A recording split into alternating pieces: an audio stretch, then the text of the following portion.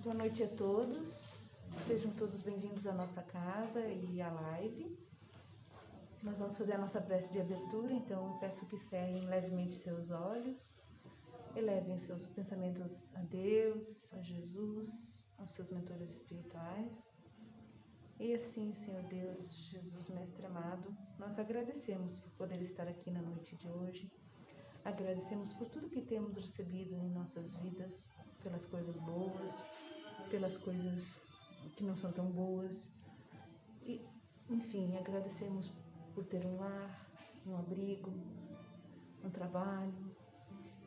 E pedimos que nos dê muita saúde, paz, amor, proteção para todos que aqui estão, todos que estão em seus lares, que todos possam receber o amparo da espiritualidade maior, tanto física quanto espiritualmente.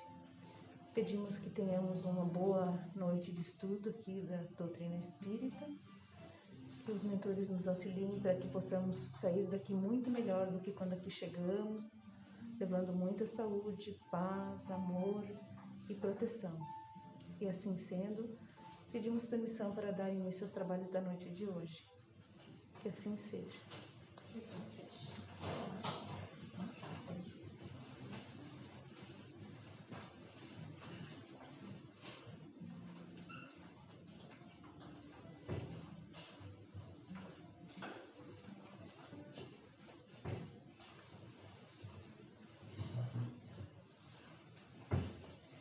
Que a infinita misericórdia de Deus e de Jesus nos envolva a todos, hoje e sempre.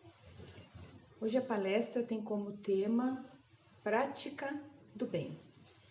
Essa palestra, esse tema, na realidade, é um texto do livro Caminho, Verdade e Vida, que foi ditado pelo Espírito Emmanuel através da psicografia de Chico Xavier.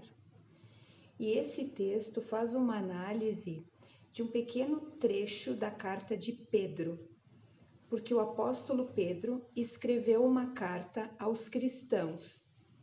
Então, historicamente falando, nós sabemos que na época de Jesus, após a volta de Jesus ao plano espiritual, os cristãos foram muito perseguidos. Por professar sua fé, tinham que se esconder, foram muito perseguidos. E Pedro então escreve aos cristãos para que eles tivessem bom ânimo, para que eles continuassem na tarefa, porque o exercício do bem é um exercício de renúncia. Então eu vou ler um pequeno trecho da carta em que Pedro diz o seguinte: submetam-se a toda a criatura humana por causa do Senhor, seja o rei como soberano, sejam os governadores como enviados dele para punir os malfeitores e para louvar os que fazem o bem. Pois esta é a vontade de Deus, praticar o bem, fazendo calar a ignorância dos insensatos. Comportem-se como homens livres, não usando a liberdade como desculpa para o mal, mas como servos de Deus. Respeitem a todos, amem os irmãos, temam a Deus e respeitem o rei. Então, essa foi a exortação de Pedro aos cristãos. Então, que os cristãos seguissem no caminho do bem e que não permitissem que o mal tomasse conta dos seus corações. Apesar das perseguições, apesar das dificuldades, que eles perseverassem no caminho do bem. Emmanuel, no livro Caminho, Verdade e Vida, no texto Prática do Bem, vem nos falar a respeito deste trecho da carta de Pedro. E Emmanuel nos diz o seguinte: à medida que o espírito avulta em conhecimento, mais compreende o valor do tempo e das oportunidades que a vida maior lhe proporciona, reconhecendo, por fim, a imprudência de gastar recursos preciosos em discussões estéreis e caprichosas. Então vejamos o que acontece conosco à medida em que nós vamos evoluindo em conhecimento, em que nós vamos adquirindo maturidade espiritual. A gente vai deixando de lado alguns caprichos que nós temos. Porque normalmente o ser humano, ainda imperfeito, ainda nas suas imperfeições, ele é extremamente egoísta e orgulhoso. Além do que nós temos muita ignorância, principalmente em relação às coisas do espírito. À medida em que nós vamos avançando em conhecimento, ou seja, nós vamos deixando a ignorância, nós vamos percebendo que determinados caprichos que nós temos não condizem com o comportamento da criatura mais espiritualizada. Então a gente vai percebendo que o tempo ele vai passando e a gente começa a notar que a gente não pode mais perder tempo. Quando a gente começa a adquirir um conhecimento a nível espiritual, a gente vai ver que a nossa vida aqui na Terra é muito pequena, é muito curta. Esse tempo que nós temos aqui na Terra, perante a eternidade, é frações de segundos. Apesar de nós acharmos que vivermos 100 anos é muito, em vistas à espiritualidade, isso é uma fração de segundos. Mas o tempo que nós temos aqui é preciosíssimo para nós deixarmos a nossa ignorância, o nosso egoísmo, as nossas vaidades de lado e a gente começar a trabalhar para a nossa reforma espiritual. E a gente vai vendo que a gente não pode perder tempo com discussões estéreis. E é nesse sentido que Pedro fala aos cristãos, para que a gente semeie o bem. Então, lá dentro dos nossos lares, por exemplo, às vezes a gente, por vaidade, por orgulho, a gente alimenta isso dentro do nosso coração e a gente discute por qualquer coisa. Às vezes a gente discute por coisas tão banais que a gente não se dá conta. E no momento em que a gente entra nas discussões estéreis e inúteis, a gente tem que lembrar que a gente começa a se conectar com espíritos inferiores. Então isso é uma questão de sintonia. Fazer o bem é nos conectarmos com espíritos superiores. E a gente pode se perguntar, mas o que é fazer o bem? O que é fazer o bem? Aí a gente vai lembrar de Jesus, dos ensinos de Jesus. Fazer o bem é fazer tudo aquilo, é nos mobilizarmos para fazermos ao outro aquilo que ele gostaria que nos fosse feito. Então, se as nossas atitudes forem pautadas nesta máxima, dificilmente a gente vai errar. O que acontece é que nós nos desvirtuamos pelo nosso livre-arbítrio, ou seja, nós escolhemos veredas que conduzem à dor e ao sofrimento. Então, como a gente ainda não está apto a fazer o bem de forma integral, como ensinado por Jesus, o que a gente pode fazer é infrações.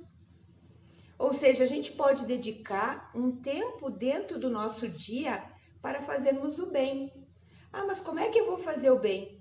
Fazer uma oração em prol daqueles que sofrem é fazer o bem. Nos momentos em que agora, por exemplo, a gente está atravessando um período frio, dias muito frios, fazer o bem é olhar para aquele casaco que está em bom estado, que faz que eu não uso mais, e eu vou pensar naquele indivíduo que não tem. Então, quando eu faço isso, parece uma coisa tão pequenininha, mas quando eu faço isso, quanto eu mobilizo de bem dentro do meu coração? Porque eu penso no outro, na dor do outro. Isso é fazer o bem. E a gente deve fazer o bem dentro de casa, na rua, no trabalho, em qualquer lugar. Então, calar a uma discussão, não fazer um comentário maldoso de alguém, porque nós muitas vezes nos nutrimos de coisas ruins, de fofoca, de maledicência. A gente ainda se nutre desse sentimento inferiorizado. Então, fazer o bem é não dar vazão a esses sentimentos infelizes dentro do nosso coração. Aí a gente pode se perguntar, mas Karina, como é que eu faço isso? A gente pode trabalhar o nosso coração usando um recurso muito simples e um recurso que todos nós temos acesso, que se chama prece.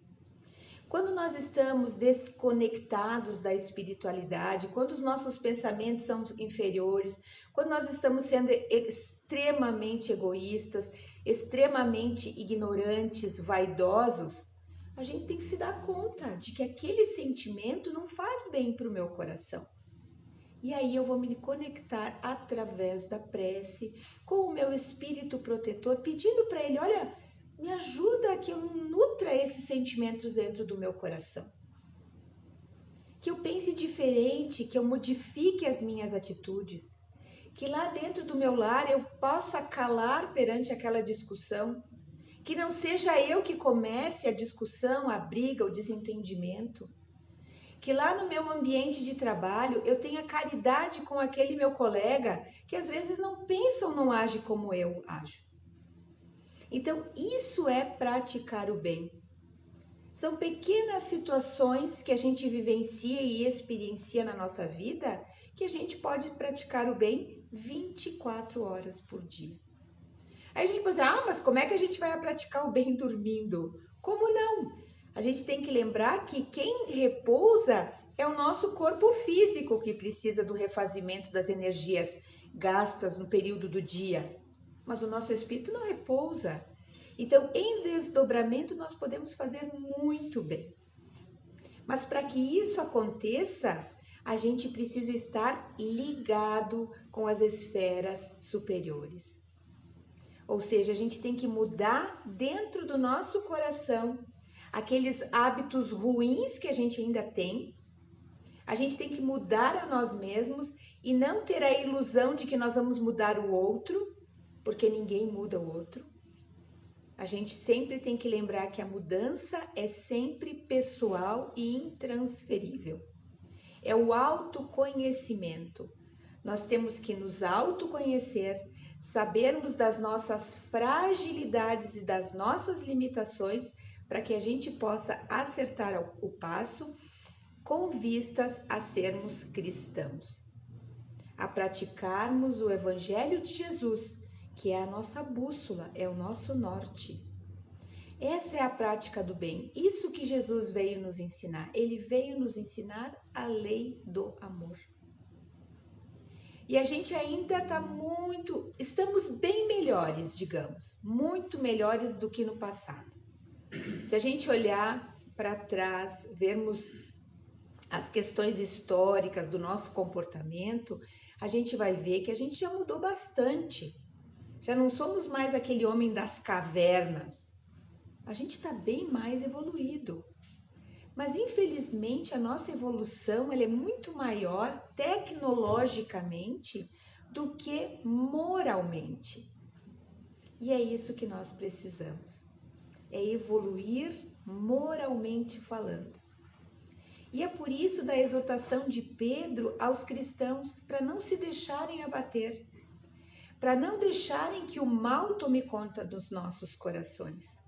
Porque nós temos que fazer a seguinte análise: o mal não é criação divina, o mal é criação nossa. Deus, na sua infinita sabedoria e misericórdia, criou o bem. O mal é a ausência do bem. Somos as nossas decisões é que vão nos conduzir muitas vezes à dor e ao sofrimento. E às vezes o sofrimento ou deveria fazer com que a gente aprendesse a mudar. A dor é uma mestre para nós. É ela que tem que fazer com que a gente pense, mas por que eu estou passando por essa determinada dificuldade? O que eu preciso me realinhar? O que eu preciso mudar? Emmanuel também nos diz que o apóstolo Pedro recomenda seja lembrado que é da vontade de Deus se faça o bem, impondo o silêncio, a ignorância e a loucura dos homens. Então, fazer o bem é algo que é da vontade de Deus. Por quê? Porque o bem é uma criação divina. E o mal, a escuridão, é uma criação nossa. Então, nós temos que calar frente à ignorância dos homens. A ignorância, principalmente no aspecto moral. Então hoje nós temos um problema muito sério de moralidade. E aí nós temos que tomar posturas, posições. O mal só toma conta porque os bons se omitem.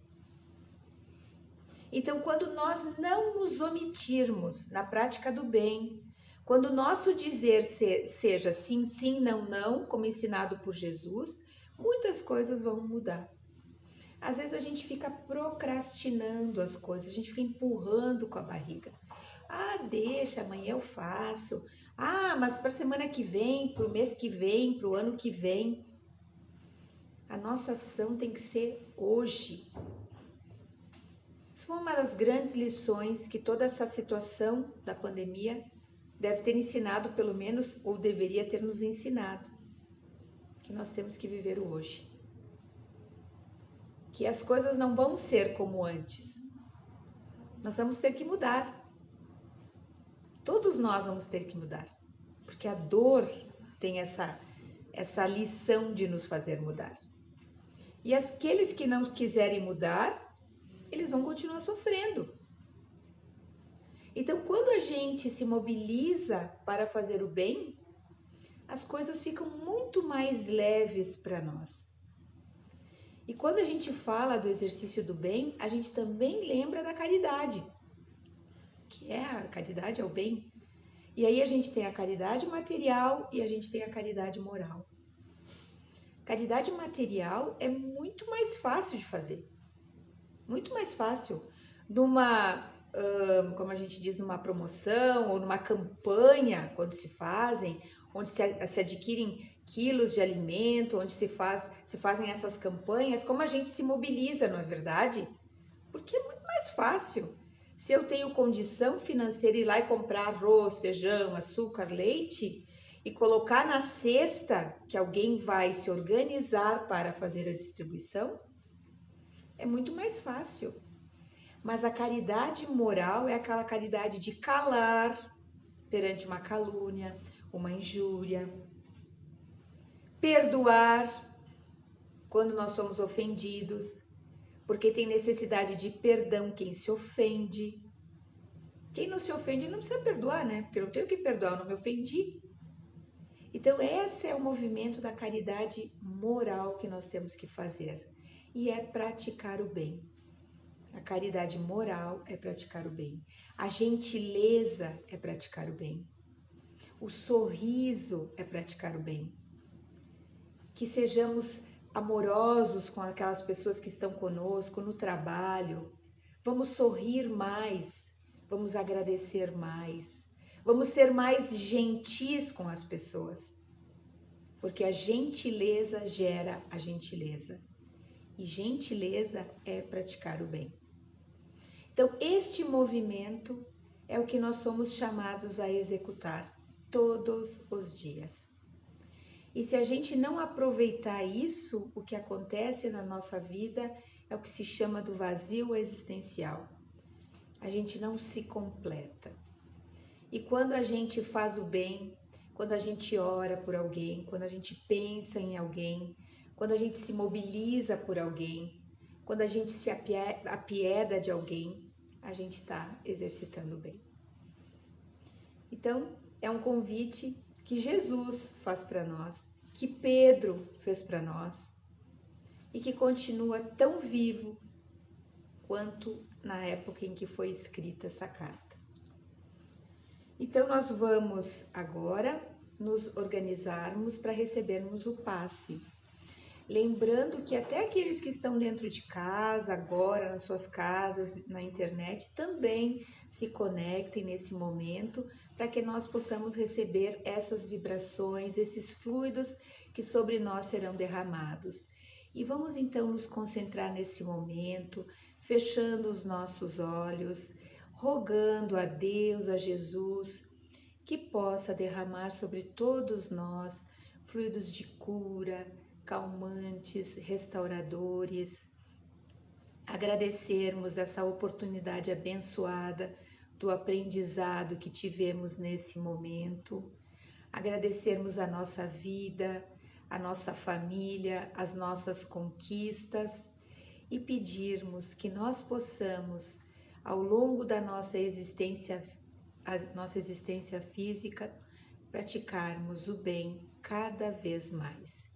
Que sigamos em muita paz nos nossos destinos. E que assim seja.